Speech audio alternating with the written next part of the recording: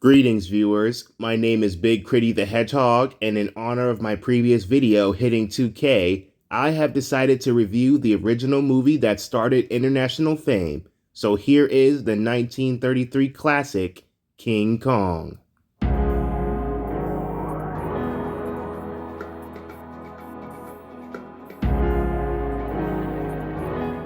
All right, here we go again, another monster movie. I am grateful to every single one of you for watching my previous review and helping me get to 2K.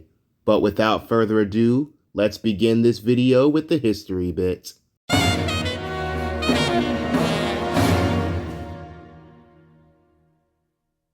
King Kong was a 1933 monster movie directed by Merian C. Cooper and Ernest B. Shustak.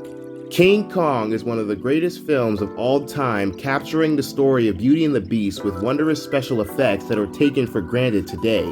With prehistoric dinosaurs and Fay Wray starring in the role of Ann Darrow in her heydays. With crushing the box office, King Kong became a worldwide icon of movie cinema when it first emerged during the Great Depression. Time and time again, people could never look up at the Empire State Building the same without seeing a giant ape climbing it and also holding a girl in his hands. So now, without further ado, here is the original 1933 classic, King Kong.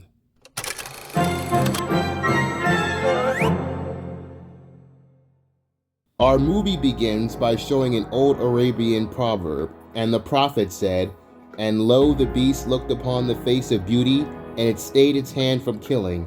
And from that day, it was as one dead." The proverb was written by Merian C. Cooper himself.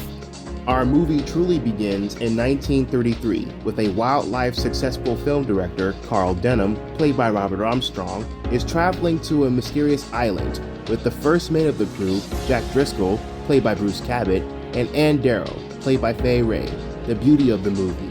Once they arrive on the island, they encounter a group of natives who worship a giant ape called Kong.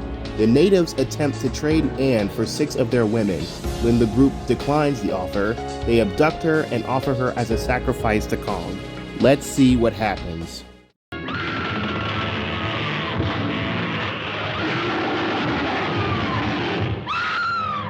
Jack Driscoll, now having feelings for Anne, wants to rescue her, while Carl Denham wants to capture Kong to make money off of him in New York.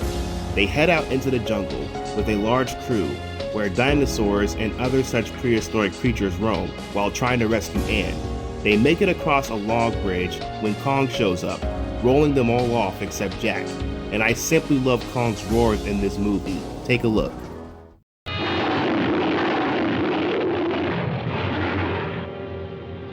Then a T-Rex shows up, trying to eat Anne. Kong shows up and protects her from the dangers, again and again. Jack sets out on his own to rescue Anne. When Kong takes Anne back to his lair, there's a strange, weird scene of him ripping off some of her clothes. But then again, I've seen worse. Jack and Anne escape back to the gate, but Carl is still insistent on capturing Kong, knowing that he won't sit put now that he's infatuated with her. But then...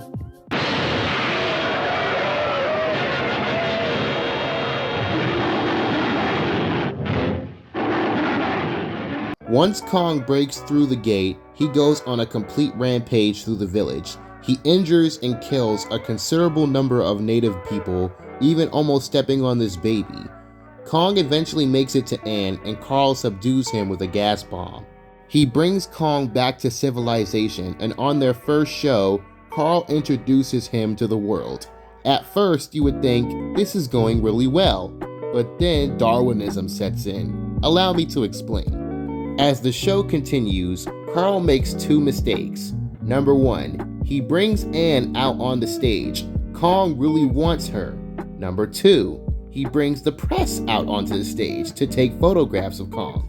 At first, Kong freaks out by the flashing lights, and Carl has a chance to stop the flashes to keep Kong from raging out.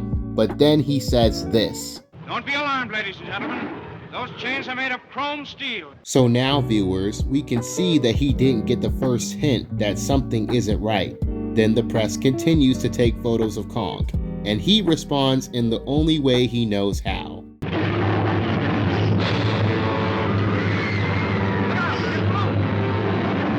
Once Kong breaks free of his chains, he escapes and causes panic in the Big Apple, causing property damage and injuring citizens.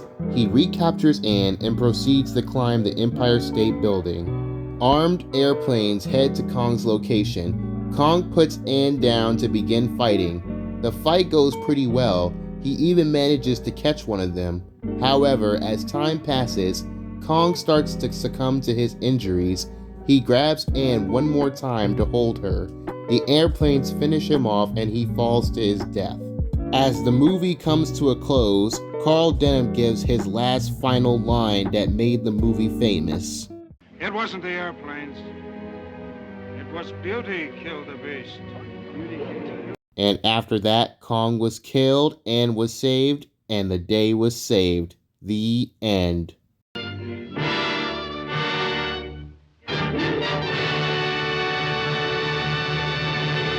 All right, people, it's time to give my results of the movie.